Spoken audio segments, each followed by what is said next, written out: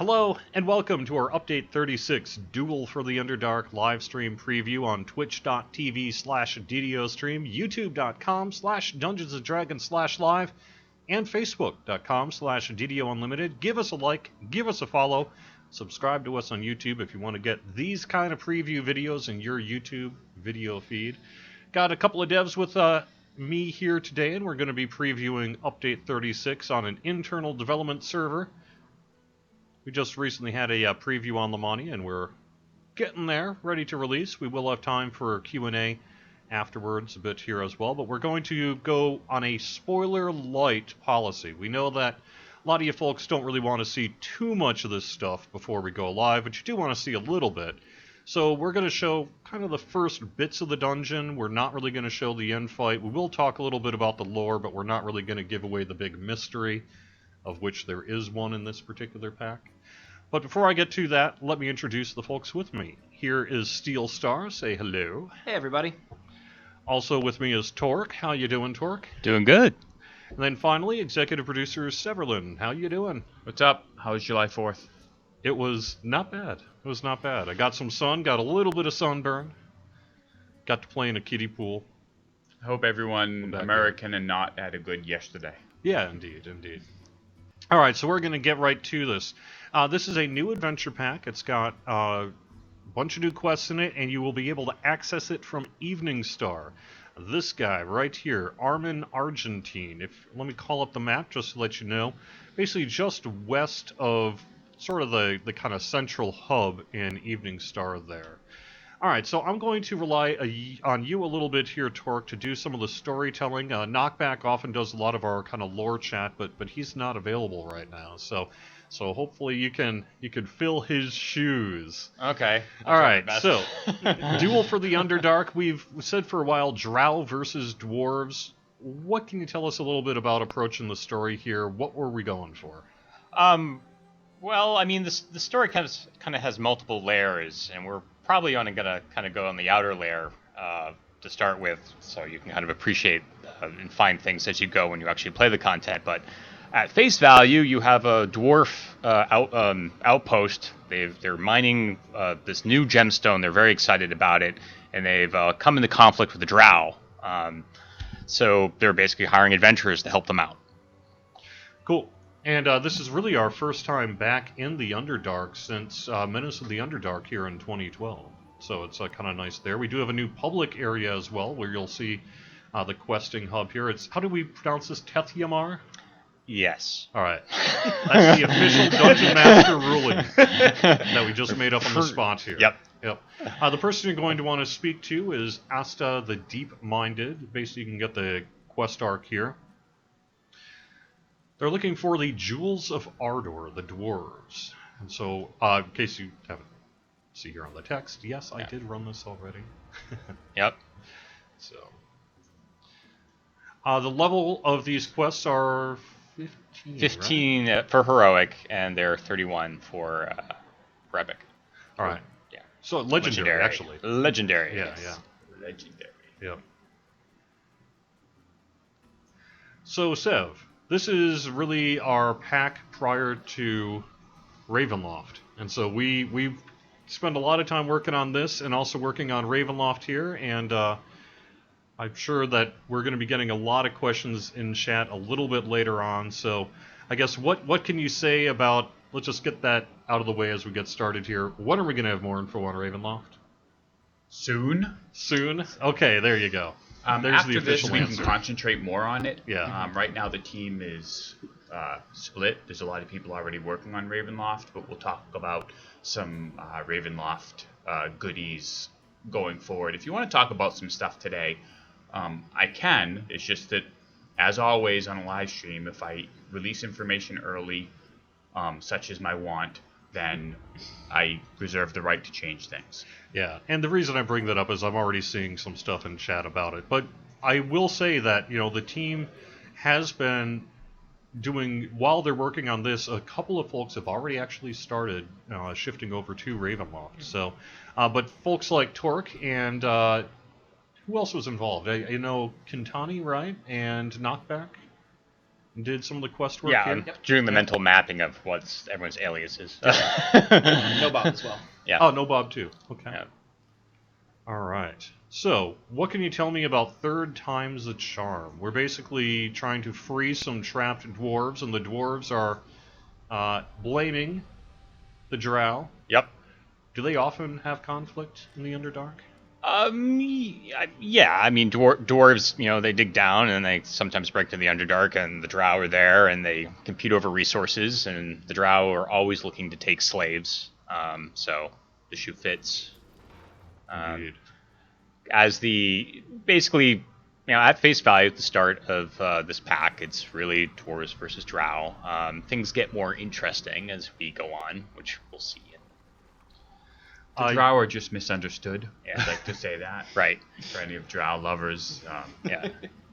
Is that what it is? Right. They're not evil. They're just really evil, which is a distinction. In the Underdark, no, I mean, in the Underdark, they are just pretty much flat out not nice people. Yeah. So, they have a lot of internal politics and what have you. And they froze me. Thankfully, so I should note this, you guys who have seen these previews before are well aware of how this works, but this is not regular combat. We're on an admin character so that we can do cheaty things and show you all sorts of stuff. That's why I can have negative hit points and still survive, and I can push a button. Jerry, they're make saying they everything can't die. see it. Just Oh, you're the right. in-game video. You're right, yeah. right. So Sorry, there we go. they can't see you cheat, Jerry. I had the wrong screen up. Okay, so yeah, there we are. Sorry about that, peeps. We're good to go now. And we'll show you that public area then in just a little bit. So I just have one monitor today. There we go.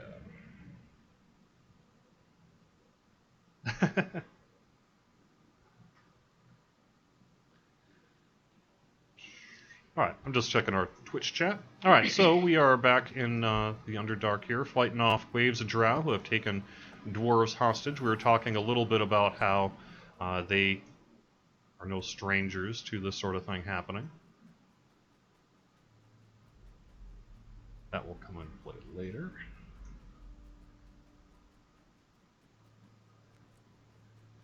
I could actually do a little bit of a run thing here as well, but I'm just going to show off a little bit before I do that. This.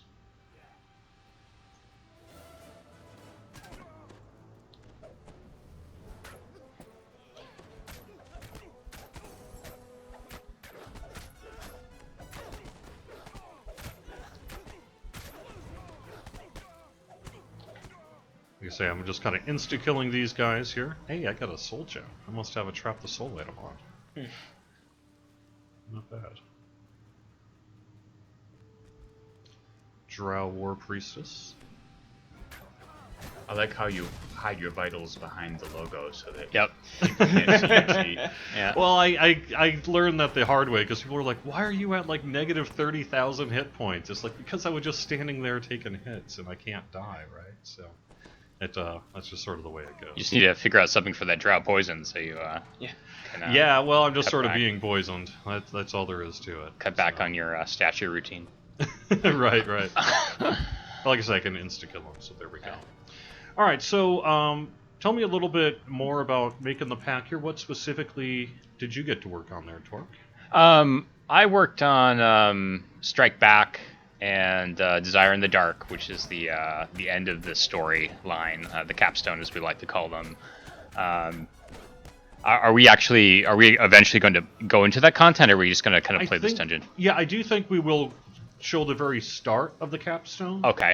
But we're not going to sort of go to the end where some of the mystery is revealed about what's really going on here. Okay.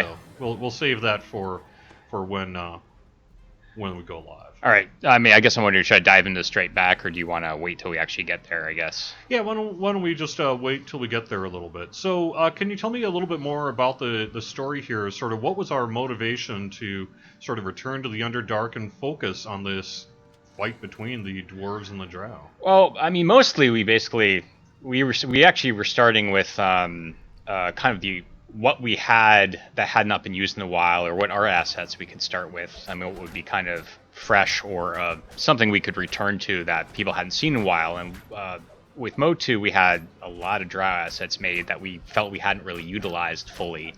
And for Thunderhome, the same was true for the dwarves. So we figured we'd double whammy it, and we'd kind of start by exploring storylines that would involve both the drow and the dwarves, which naturally, kind of lends to conflict just by, who they are and what they want. So we kind of started from there. And then some things got thrown into the mix that kind of makes it a little bit more interesting than that. I kind of don't want to give spoilers, but they're basically, as you kind of progress through the storyline, you'll kind of discover that there are other parties involved in the situation, and it's a little bit more nuanced than just, dwarves and some dark elves fighting over gem rights. And just to sort of show it off, because I didn't really do it correctly the first time, here is a public area that you're transported to from Evening Star. Yeah. This is where we'll be picking up the quest givers. And, could you zoom in on that dwarf up by those crystals? Yeah. Yeah, so that's Hale Stoutheart, who's actually the Mine Overseer. I don't think it's in this build, but he actually he'll talk as you're in the public area. He kind of does the Overseer thing, raises the troop morale and talks to things. And it's kind of like he's kind of an interesting centerpiece to the storyline, even though he's kind of up and not reachable by the player, at least very in the beginning. Just as you kind of explore this area and talk to the dwarves and learn about these gemstones, which are based on an old dwarven legend, you kind of start to figure out what is really going on. And actually, here you go. There, I think that's actually one of his lines. Yeah. So yeah, he'll kind of kick into a spiel. But the Jewels of Ardor are sort of, there's some things about them that don't quite add up as you kind of go through the storyline. And we did a lot of extra story touches in this. You'll find written letters. We're trying to use more NPCs that actually have dialogue, that tell backstory. You'll see this in some of the quests. There is sort of... Which one is Desire? Which is the second one? Do you remember which Desire? one? Desire is the Capstone. Okay, yeah, we don't want to go into that one yet. Then. You should, if you actually look at your in your log, if you're following the arc. Well, I am, but I'm not completing the quest here. So okay. Hagen Silverthumb. Yeah. Where is Hagen Silverthumb? Back here. Oh, maybe he comes down to you. Yeah, things change. You'll see. Yep. It's a good pack. You'll see what I mean. I am glad we're using the Forgotten Realm drow again. I think they're real interesting foes with a lot of variety and the challenges they present. So seeing them come back should be fun. All right, so Graveyard Shift is our second quest here. Do you know what's going on in this quest here? There are reports that all the miners in the shaft have died horribly and maybe come back to life. Maybe come back to life. Damaged. Oh, okay, I remember this one. Damaged mining golem. Yeah. It should be noted the Dungeon Master dialogue has not yet been recorded. My understanding is that may even be happening this week.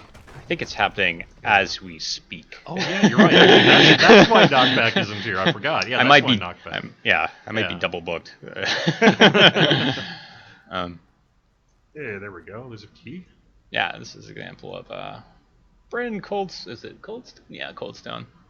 I want ice cream. Yeah. Example of. All right, so if I recall, I need to unlock the gate. Yeah. So I don't know how much I want to spoil. That is the dilemma. I know. We want to show you things, but not show you everything. Yeah. Yes. Show too little. Like that. Yeah. Yep. Because I don't really want to. I think maybe we'll just call it here on this quest because I don't want to give away some of the quest mechanics that you're going to be doing that are special in this one. I concur. Yeah. But there are undead dwarves. Surprise. Yep. They're still mining. You. Even in death. Yep. They're mining you. There we go.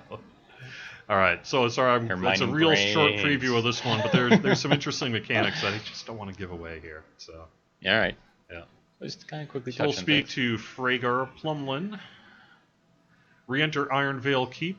I'm certain you merely brought the wrong book last time. I think this is the Okay, one here we go. referred to as Town, which is you're actually exploring an old dwarven town that was abandoned back when all the mineral resources dried up here. Like, all the dwarves have basically settled into an old, a bunch of old towns and communities that were abandoned, because resources dried up. So that's why there's a lot of architecture here, and it's not like they built it.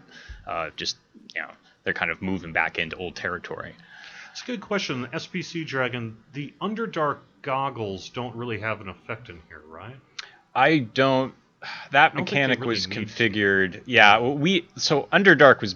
The Underdark was built to kind of support the goggles or to really push them. I don't think we're doing the lighting or the mechanics in the same way that really give them. You shouldn't need them. Is my point. We didn't. Because we kind of denied vision, made things difficult in the Underdark to kind of push that mechanic, and that's not. That we didn't really do that in here.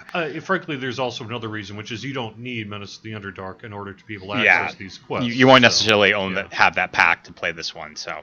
Yeah. Not like you really needed the goggles, I'm just saying, but, there you go. Yeah, well, you should actually go into once you go down that cave, you'll actually get into the ancient, dwarven I just town. realized, It's a nice setup. Did we call them irrigation elementals? I think that's really a funny term. That might have happened. That's nice. There you go. Let me turn off my insta-killer. We still gotta look at that. It may get a little framey in this section. I am running 3 Twitch streams in addition to 2 monitors and a preview monitor, so this is about as... This is why the dwarfs left. That Ross Monastery, that was as intensive as it gets. So. Oh, yeah. And the ooze that snuck up behind you. Yeah. Interesting. Oh, mirrors. See these mirror puzzles again. If I recall correctly, who did Deathworm? Do you remember? Oh, that was me. That was you? Yeah. All right. Yeah. Yep. So if you're familiar with Deathworm, you've seen a few of these puzzles before.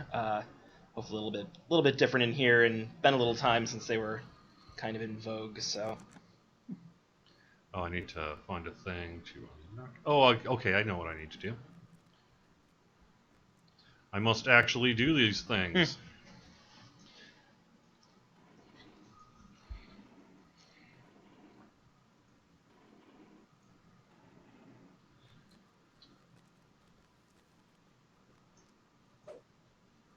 Yeah, I don't know that I would use our live stream machine with all the live streaming going on to judge how laggy things are. Yeah.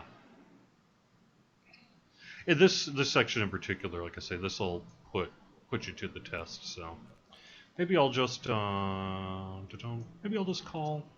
this here then. Yep. Yeah. Kind of wanted to get these things going, but if You have to do the floor puzzle first before you have power. Oh, okay. Yeah. So. All right, good enough then. We'll call that done. So you can see basically we're in this town here. Next one up, if I recall, is kind of the NPC back by the first quest, right? Yeah, you should actually be at Strike Back at this point, I think. Yeah. Which I can talk to a bit more. Okay. Since I actually built that one. Oh, you built this one, okay. Yeah. All right. So this quest giver is sort of in charge of security, and as a martial-minded dwarf, she wants to actually strike back at the drow, take a kind of, best defense is a good offense approach. So she sends you after a drow outpost.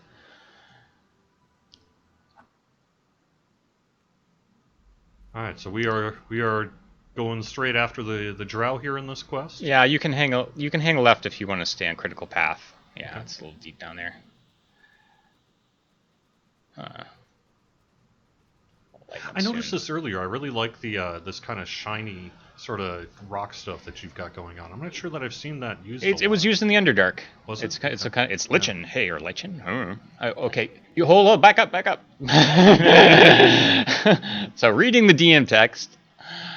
So one of the things that's interesting about this, if you look ahead, you kind of have the gate to the drow outpost, and one of the things I was trying to do here is I really want to give multiple approaches to this fortress, including you can try to talk your way in.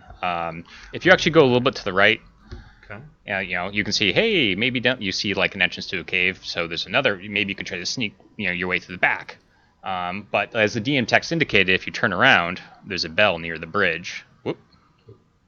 That Oh, gong. there we go. If you actually want to try to talk your way in, you'd ring the gong to announce your intentions to the drow, which I guess is what we're doing. Well, they've seen us fight plus Right. run admin, so let's just kind of Yeah, no, it's true. So you can go up here. see a little bit of this. Present yourself before me. Yep.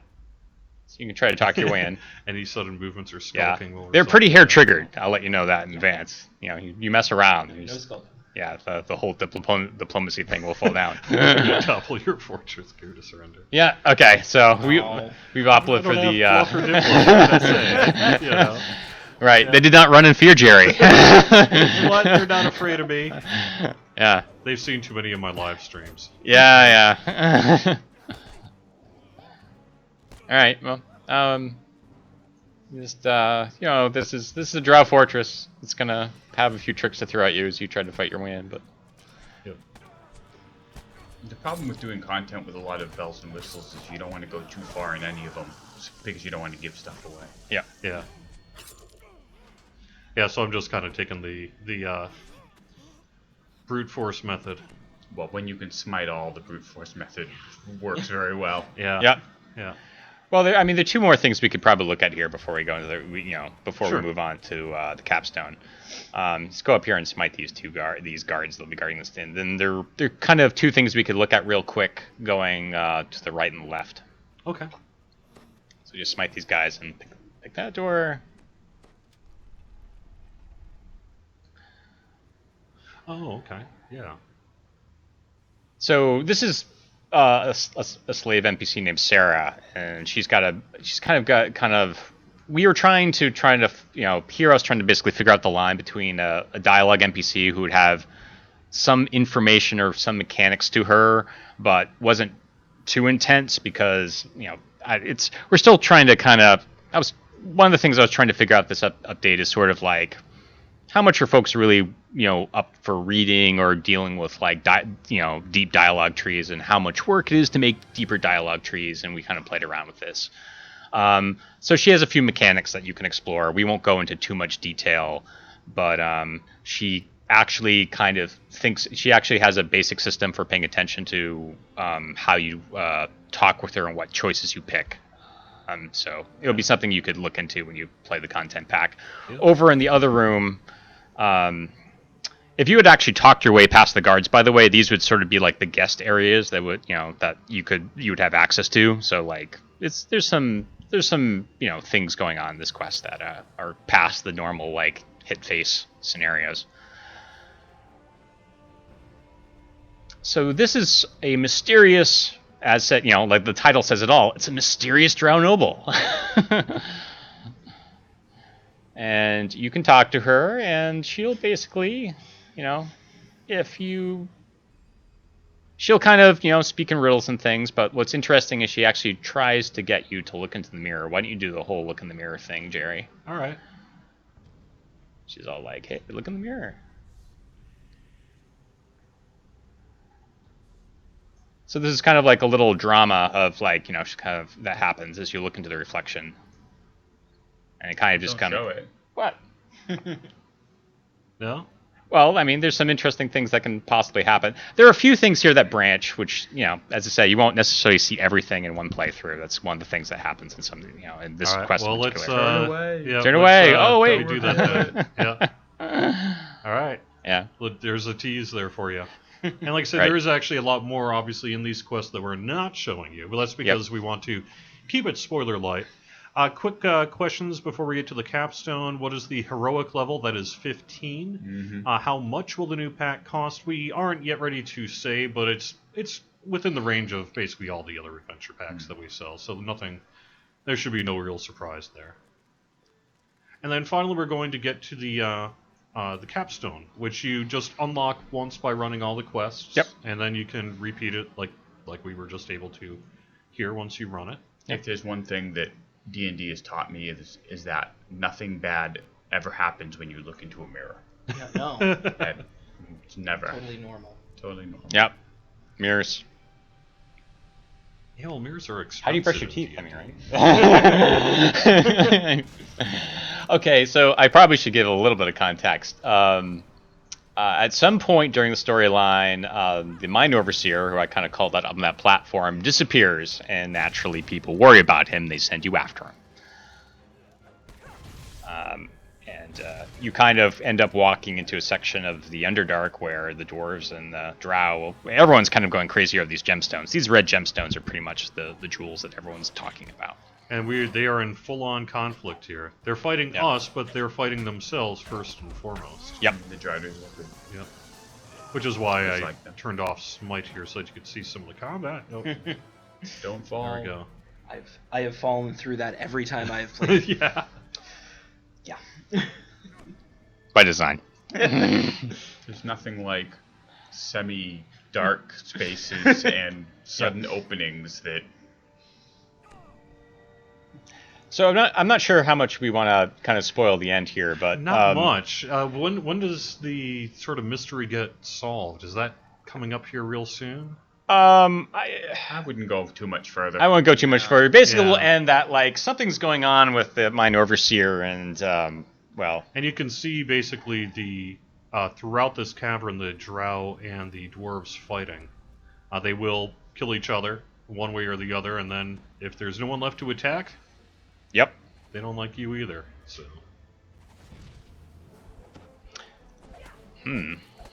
All right. So, did you do loot?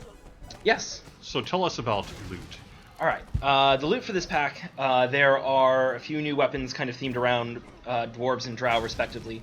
Quite a bit in here for classes and archetypes we haven't hit in a little bit. To a certain extent, a lot of the kinds of items we didn't hit in the last update or two, types of armor, etc., are accounted for in this pack, as well as a couple of new crossbows and rune arms and hammers to support our battle engineer changes, which Do are you know, also is it coming in the this. chest? Hmm? Is the It stuff is not in the chest Oh, right not now, in the no. chest. Okay. All right. Sorry, peeps. You don't get to see it. There's also a couple of new items based on appearances that I won't talk about because those would be spoilery. But there's some cool items with unique appearances in here related to secrets at the end of the content. Cool. All right. Let's see. Could you clear? Oh, we'll actually DDO Legend. Hang on to that. We're going to go to the Battle Engineer in just a second here. But let me before we move on to the Battle Engineer and things like that, let me see if we have any good questions that we should answer.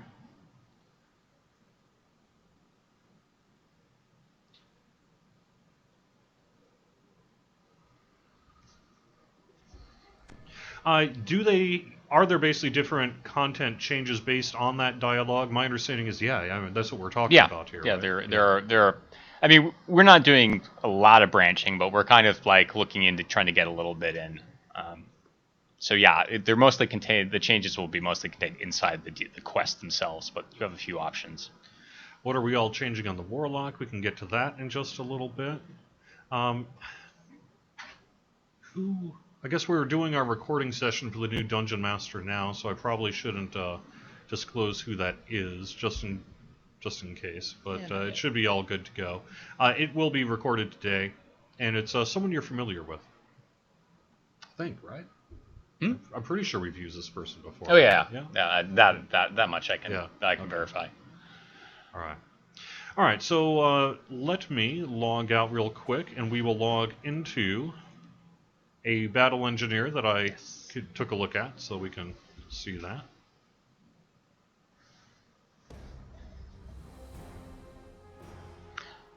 So they asked a question on like, do item picks get involved in dialog picks, and the answer is no. For the most part, it's actually about story or just kind of your narrative experience. We actually tried to avoid. We basically didn't want to deprive you choices based on what loot you were trying to chase. Yeah, right. So, Battle Engineer, you did some arty work this time. Yes, finally. Very happy to do that. kind of been a long time coming Turn on. the mic a little Oh bit. yes, Jeez, kind of been a long time coming on Battle Engineer. It's something I've wanted to get done for a long time, and had a good opportunity early this spring. Actually, most of this work was done before U35 was out. To kind of break down Battle Engineer, do some good things for the Artificer class, and really improve this tree a lot. Is the repeaters working now? The new repeaters, yes. They weren't working on Lamania. They were using some new assets that hadn't been fully hooked up yet, but they're working now, yes. Can we clarify on the new Battle Engineer attack scaling? Some of the notes, which, like we say, are not always correct, may have had them based on spell power. Lamania was showing melee ranged power, which is correct. The version on Lamania is correct. We'll make sure that the notes for live reflect that. That's probably just me doing a quickie job on the notes for Lamania here. All right, so let's talk Battle Engineer. What are some of the big changes? Okay, so some of the big changes here involve Battle Engineer, as it stands on live, has a lot of bonuses to Rune Arm that are not so much strict power as much as making Rune Arms a lot more usable. We moved a lot of that just into the base class of Artificer, so anybody that can wield a Rune Arm just gets those as part of Artificer. They're just in the base class now. So anybody running around with a Rune Arm should feel a little bit snappier with that. There's like one or two new bonuses in there while wielding a Rune Arm, mostly related to your weapon damage, because as a Battle Engineer, you're generally using a crossbow or some other form of weapon, and so while wielding a Rune Arm, we give you bonuses to using that weapon. And, the Rune Arm, in general, outside of Battle Engineer, is also getting some changes. This is probably as good a place as any to kind of complement what we're going to be saying here. Some of the slowdown that you have when it's being charged, that sort of thing is being so removed. some basic tweaks to Rune Arm use in addition to that. The slowdown in movement speed you got while charging a Rune Arm is gone. A lot of Rune Arms scaled with low amounts of spell power, and that's been pulled up to 100% across the board on all Rune Arms. A lot of Rune Arms had very narrow angles for homing, so unless you were in a very closely pointed toward your adversary, homing Rune Arms would just fire wherever you were looking, and that's been corrected. A lot of little things on that. All right. So, Battle Engineer, besides being a Rune Arm tree, remains also a hand and a half tree. Yes. So you have the option for weapon lines of crossbows, which is what a lot of artificers use. You have the option for hand and a half weapons, your bastard swords and dwarven axes. Those give you glancing blows, which your Rune Arm imbues also work on. So it's a nice combination, but you do need to spend the feats to get the proficiency. And in addition, with this pass on Battle Engineer, we added a new line with light hammers, war hammers, and morning stars, which are items that a lot of, especially 3.5 Artificer art depicts them as using. Artificers also with this update will be getting proficiency with all three of those. So it gives you, while you don't get the glancing blows, it gives you a melee line you don't need to spend a feat on. Yeah. As well as making use of some kind of lesser used items, item types within DDO, and providing synergy with the Onatar deity and Gnome's light hammer bonuses. And in general, it just increase attack and damage through that whole left side of the tree. Yep, and some new critical bonuses up top. Yep. Gain critical threat range. Well, let's see, what is that? +1 competence bonus to the critical threat range. So if it would crit on a 19 or 20, it'll become an 18 or 20. Yep. Okay, so Field Engineer is just kind of a basic skill boost here on Tier 1. You can also increase your Sunder DCs with Field Scrapper. Yep, that's a new thing in there to support some of the abilities going up right above that are brand new. All right, let's get to that then. Caustic Strike. Yep, so this is a 6-second cooldown plus W attack that does some extra acid damage on hit and does a bunch of extra rust damage on hit. So on those couple of times that you're an artificer fighting constructs or inanimate objects, you're going to do a bunch of extra damage. Nice. And that basically just keeps Shattered Defenses is the higher version of that? Yes, this one kind of fitting into attack chain has a little bit of a longer cooldown. It essentially acts as improved Sunder with some extra plus W weapon damage, and the DC is based on your int instead of your strength. Cool. And then at the top, Thunder Shock Weapon. This ability, similar to the other two, fits right in that attack chain, does some extra electric damage and trip based on Sunder DCs. So you can kind of consolidate your DCs into kind of a single Sunder-based sort of thing. Nice. Cool. So you can keep them down Yep. as they're getting towards you. Let's see. Let me just kind of head over to the tier 4 thaumaturgical conduits. Your rune arm builds charge more quickly as you invest points in that. And then item defense, pretty common one. We've seen that elsewhere. Rack construct. Basically, it's an activated attack for against constructs. Also loses its inherent immunity to sneak attacks. Yes. So that's kind of a useful thing, depending on your build and particular use. Extra action boosts on tier 2, and then an action boost melee and ranged power. Moving up to tier 3, we have Disable Construct. It's a dazed for 10 seconds. Removed on damage. But is there a saving throw on that? I don't recall offhand. It didn't actually change in this pass. Can't All quite see the tooltip from here. And then the stats are either strength, dex, or intelligence, giving you the versatility you might want. Battle mastery. Okay, so Endless Fusillade is a popular thing in Battle Engineer, and it is being changed to... it has just gotten an increase in duration. Before it lasted 6 seconds, and now lasts 18 seconds, a lot longer. It still has the relatively long wind-up animation when you activate it, which I know is controversial, but we definitely think there's a place for kind of strategically stepping aside, prepping your weapon, and then unleashing a lot of damage. Yeah, 18 seconds, I mean, basically 3 times the duration with the same amount of cooldown. Yes. It's just, Same amount of cooldown as before, same number of charges. It goes off your action boost charges, which you can get more of right in the tree. Very useful, that. Also, then a haste boost if you would prefer that as well. But I think most people are going to take Endless Fusillade. Yeah, it's more for the melee types than anybody else. All right, so Shatter Defenses we already talked about. Agility Engine. Basically, with a rune arm equipped, you get up to, depending on investment, plus 10% double strike and double shot while wielding a rune arm. And then let's finish out the tier 5 here. We already talked about reconstructed armaments, which gives you the critical threat range. Weapon attachment. Gives you a little bit of extra weapon die. Hasn't really changed in this pass. It got a little bit of an upgrade in Update 35 when we did the race pass, when Warforged and Bladeforged versions were updated. Yeah, and that just is a clicky that stays there until rest. So, until rest or until you switch weapons. or until you die. That too. See, I know, for me it's yeah. All right, so unlock potential, plus 20 melee range power while wielding a rune arm, just straight up damage there. And then tactical mobility, 10% action boost bonus to movement speed while wearing a rune arm, so just run a little bit faster. All right, so probably the question everyone, some longtime DDO player's mind is, where's the third tree and when are we getting it?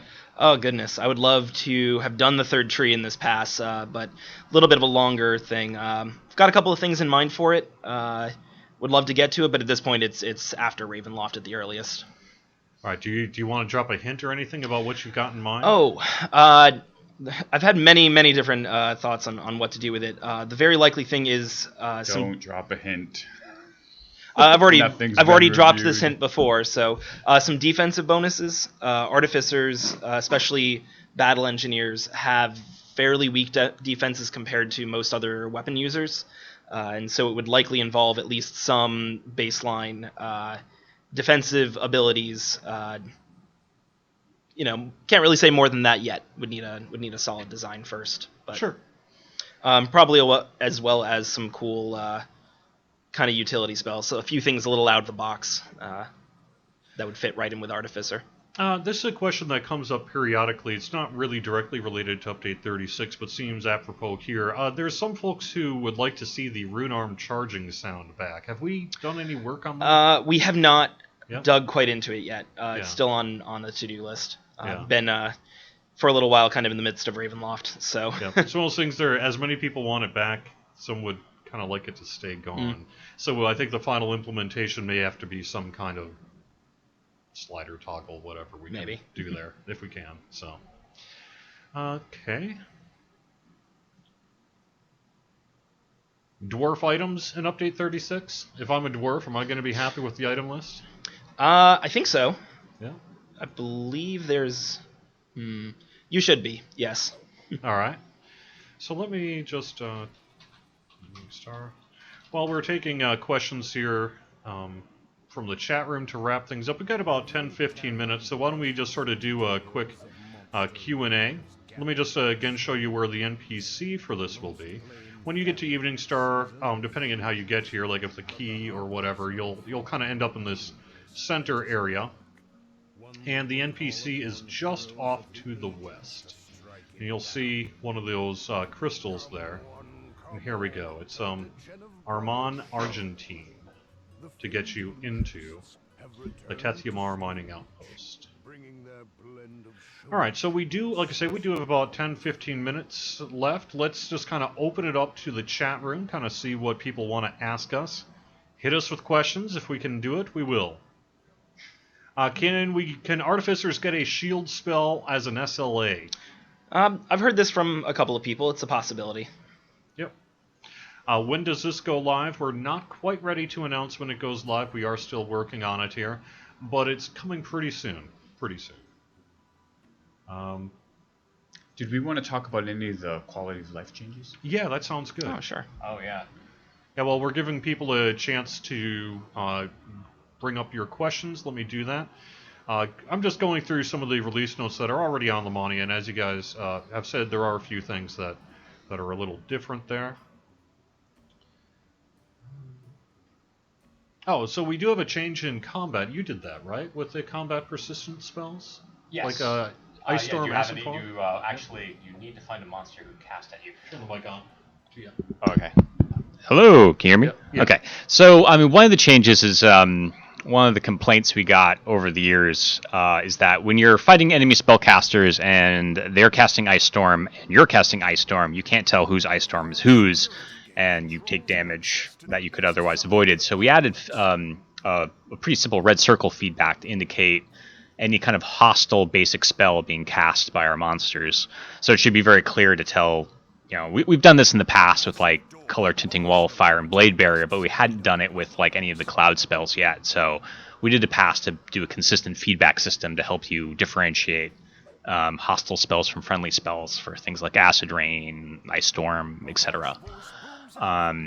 There also was an aggro change, which is that monsters were not very good at threat assessing based on distance. I actually ended up changing this when I was looking into some complaints about stealth.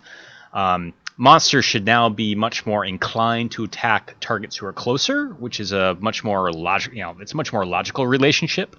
Where, you know, like if you're a fighter and you want to protect your caster in the back, you being in front will be much more effective.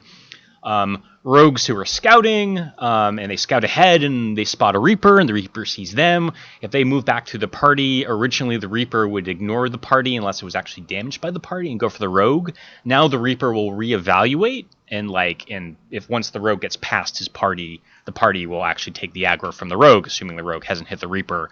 It just kind of a quality of life thing, much more, you know, you'll get what you expect to see out of the behavior of a monster when it comes to player proximity.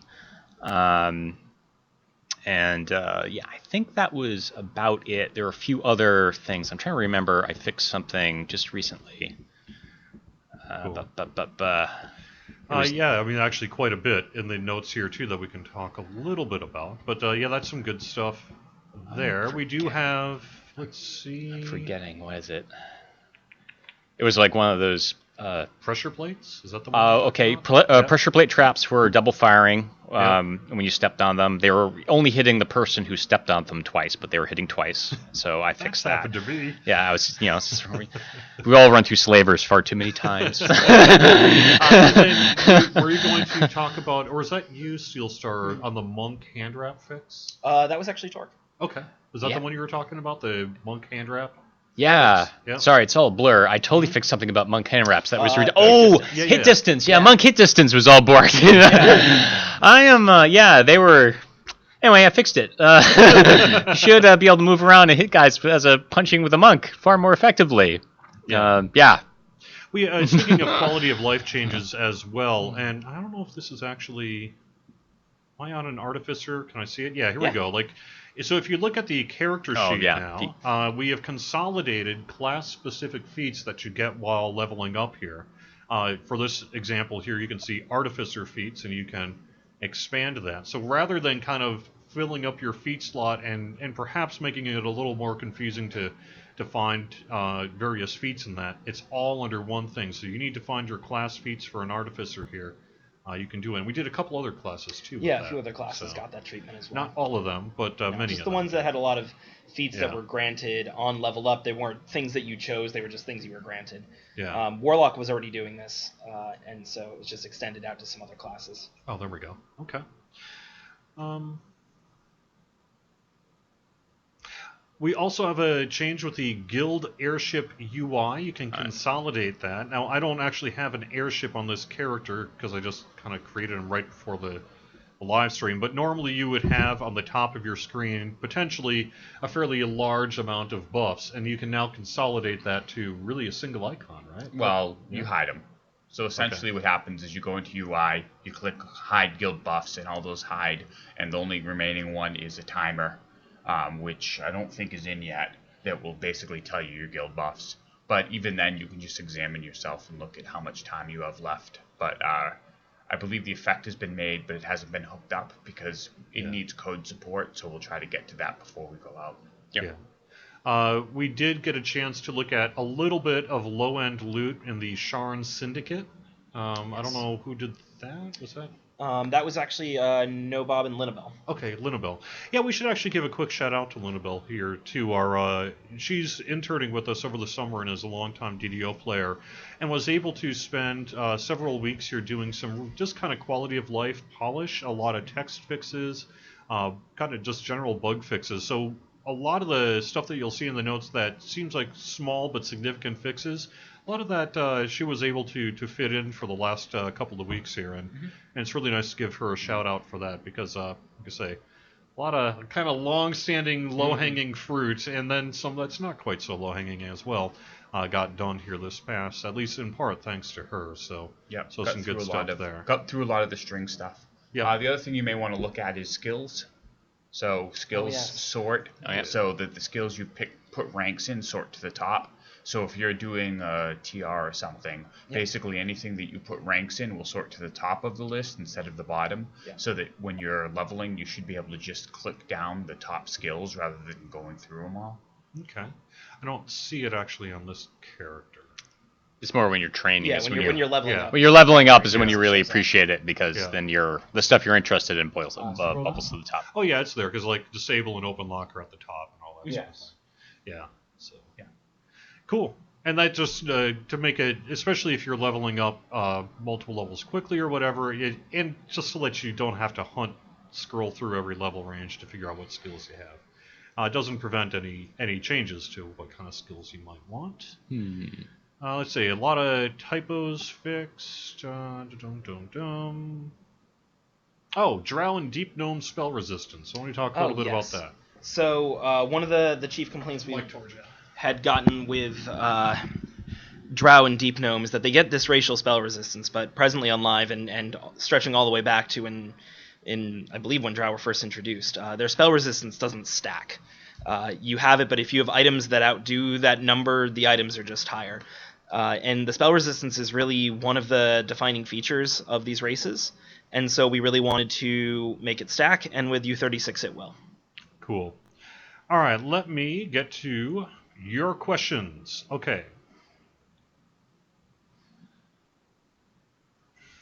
Can we fix the issue with the scrolling on the bio, since we're going to be using that a little bit more? That's something we'll probably need to work on here. So. That's in relation to buffs, I guess, shifts. Just buffs, recurring buffs in general. It's something that's been on our radar for a long time, but it's a little bit of a tricky one to require restructuring how that UI works on a pretty fundamental level.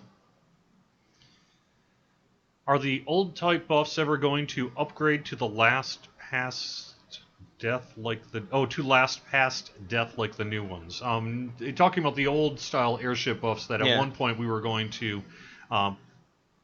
deprecate and then decided to keep. Yep. So no plans we don't to have any plans make for those that. past death. Will there be an option to turn off the red AoE indicator? Not for this patch. Not for this patch. Okay. Can we get the amenity bar to activate buffs in the cargo hold? It's just on the top of the ship there. Maybe. In the future we can look at that if we want. The goal was we were going to deprecate the cargo hold, but we're holding back on it because there's still some stuff in it that's useful to players. So that's the reason that the amenity bar at the top doesn't do it. We have to decide whether we want to actually do something with that or replace those amenities with something else. Oh yeah, someone mentions in chat of one other artificer change, which is some of the curative admixtures you can now more easily target yourself to self-heal a little bit. If you hard target yourself, you will, rather than throwing the potion the direction you're looking, you will throw it straight down, which, if you're standing on the ground, will hit the ground and hit you. If you're jumping through the air or jumping off something, it will fire it directly straight down, which is kind of hysterical. I kind of wish we'd gotten the whole hit yourself in the head animation. That would have been cool. Yeah, you could crush the can on your head there, yeah. There we go. Artificers. Yes, but I've been using it to jump off tall things over my allies and grenade it straight down at them. Nice. Okay. If I am an artificer right now, will my trees be reset when update 36 comes out? I believe so. It's an automatic process, but I believe that they will be. Yep. Well, your battle engineer. Battle engineer at the very There least, weren't because changes in Arcano the hasn't changed at all in this process, so Arcano probably will not reset. All right. I'm not seeing a lot of other questions that we can really answer here. Someone does want to have us talk a little bit about the Warlock balance stuff. Who did that? That was me. That was you? You want to talk a little bit about our reasoning there? So this was a change that had been in talks and development for a long time, stretching back to late last year. But essentially based on internal data and player responses and things like that, it became apparent that Warlocks in Heroic were very much overpowered DPS-wise compared to other classes and compared to how they approach the content. And so the change that we did took some of the damage dice that they currently get in Heroic and redistributes it into the feats that they can get in Epic, ultimately meaning that there's less automatically gained damage in Heroic, while keeping ultimately on the high end of Epic the same amount of damage that they can get now. Yeah. So overall, at the end game, it shouldn't be too significant, the changes, but it will help kind of smooth things out to be, frankly, a little bit less overpowering at the kind of lower mid-heroic tiers in particular. Will mention that I didn't go in here yet, but we do have a spirit binder as well and a bartender. And as you saw, there was also a repair person and the Mines of Tethiamar as well for some of those needs that what you might have while adventuring. Or just kind of... Whoops.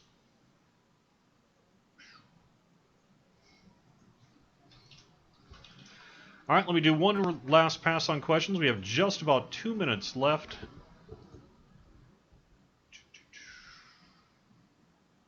When might we be able to look at Iron Defenders as part of our research? Goodness. So Torque and I talked a lot about the Iron Defender pets and the Druid Wolf pets at the start of these Artificer changes, and we kind of broke down what it would take to do meaningful fixes to them, not even including the AI, but just to their abilities and to their combat ability and their defensive capabilities. And the amount of time it would take to make a meaningful impact on that was much larger than doing the Battle Engineer pass itself. Yeah.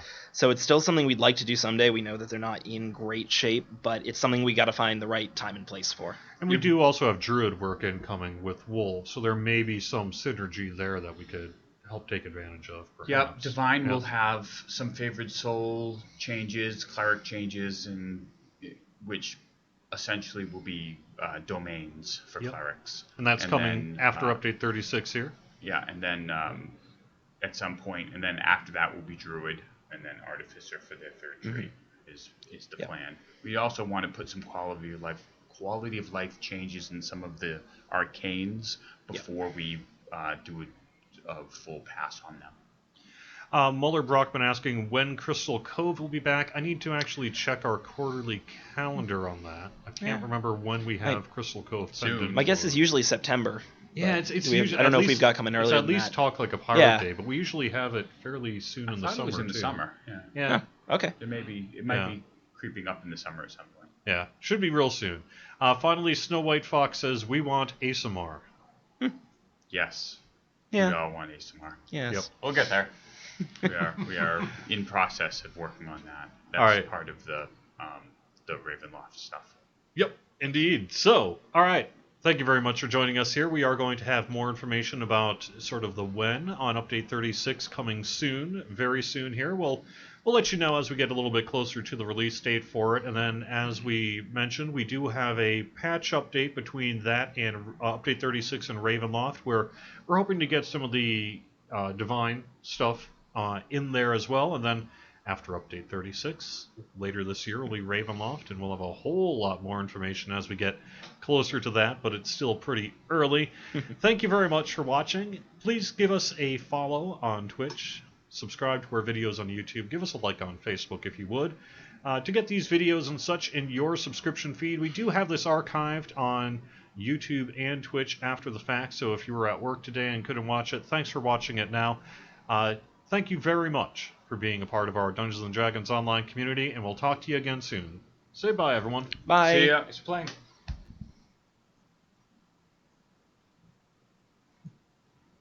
Now we do the television news show of the... Just sort of sit there while we wait for the... Because I learned the hard way.